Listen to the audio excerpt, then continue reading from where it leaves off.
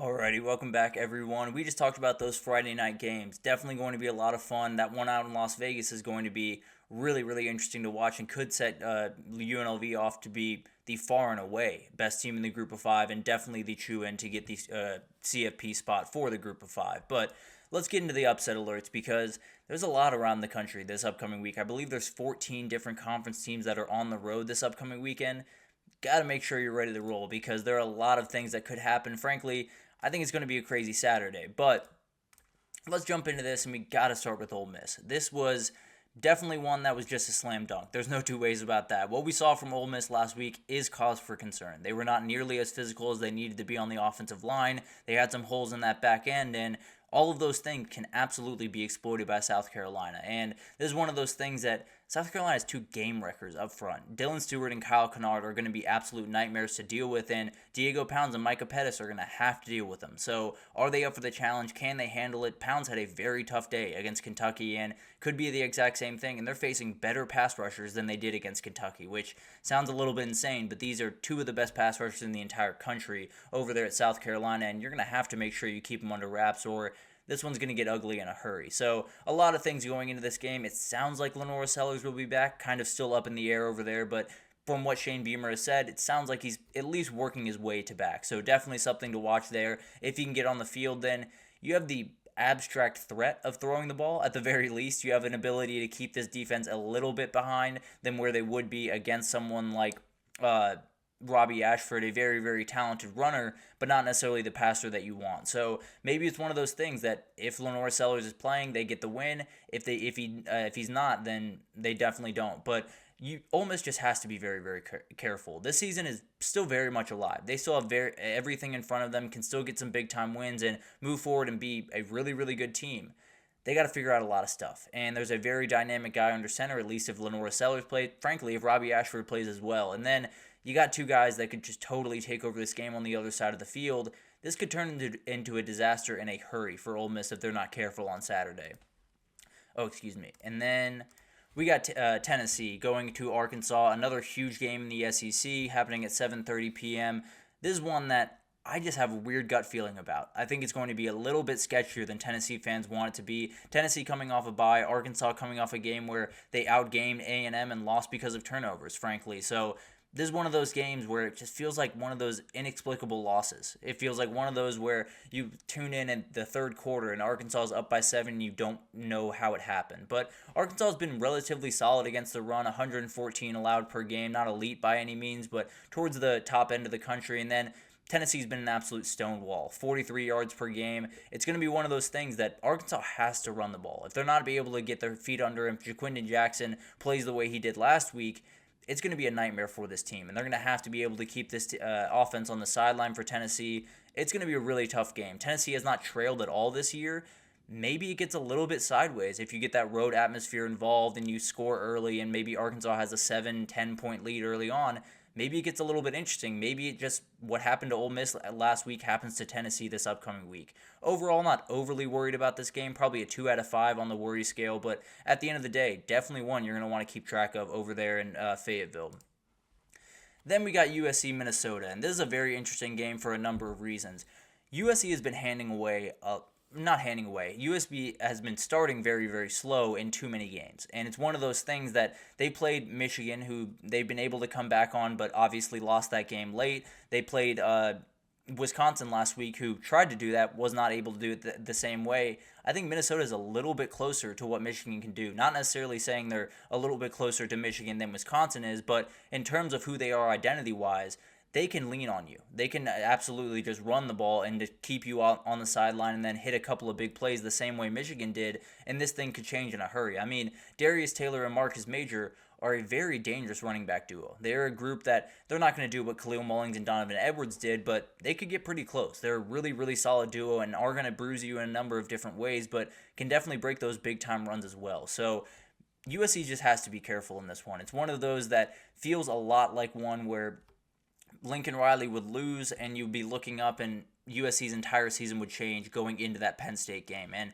they cannot have that happen. That Penn State game is absolutely huge next week, and they can definitely change their entire season that week. They can win that game, be another CFP kind of shoe-in from that point forward, and be a really dangerous team going forward. But this is the game you have to take care of business. This is the game you can't be looking forward to Penn State even a little bit. You can't give Minnesota at all any breathing room even a little bit. So you have to make sure that you're ready to roll in this game. And USC is just one of those teams that you got to worry about a little bit, at least early on in this game. So I have a worry meter of about 3 out of 5. I think there's one that could get a little bit sketchy for USC if they're not careful.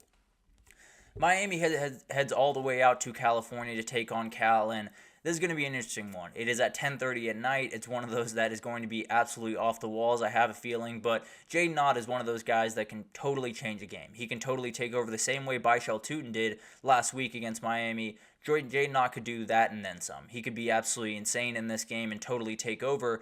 Miami's just got to be really careful in this one because they got out of one last week. Let's just be totally honest, whether you agree with that call or not. They got away with one a little bit, and now they're heading out to a team that's not going to give them a lot more space than Virginia Tech did. So it's going to be one of those games that's going to be a little bit back and forth. I think it's going to be a little bit of a battle early on.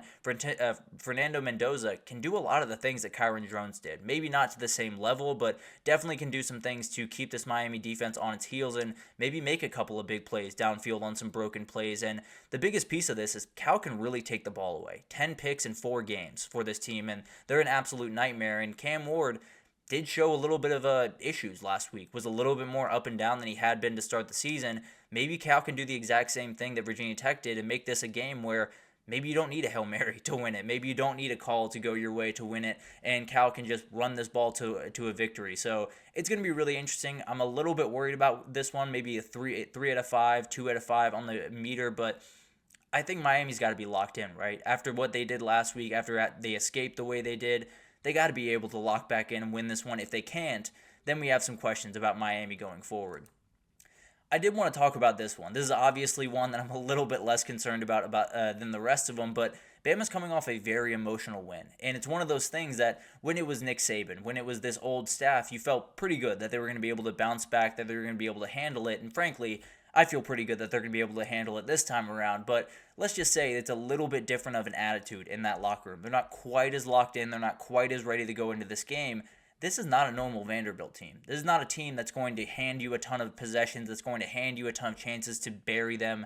They're going to play really solid football. They're going to make Alabama earn it in a number of different ways, and Diego Pavia is a guy that can change pretty much any game that he's on the field for. So you're going to have to make sure you're ready to roll in this one. I think it's going to take some mistakes from Bama. There's no two ways about that. The Vandy back end is very athletic, has a number of guys that are going to play on Sundays, and Jalen Milroe only has 1 pick this season, so you're going to have to force him into a number of other mistakes. But the reality is Vanderbilt does have an opening here. They have one turnover themselves on the season and are +3 in the turnover margin.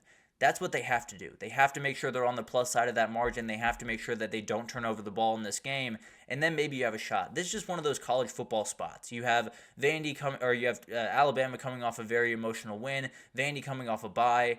A lot of big-time moments for Vanderbilt the rest of the season. Maybe this is one that just entirely saves Clark Lee's job. Now, I'm not very worried about this one. Probably a 1 out of 5 on the worry scale, but at the end of the day, it could get interesting pretty much any time Diego Pavia is on that football field.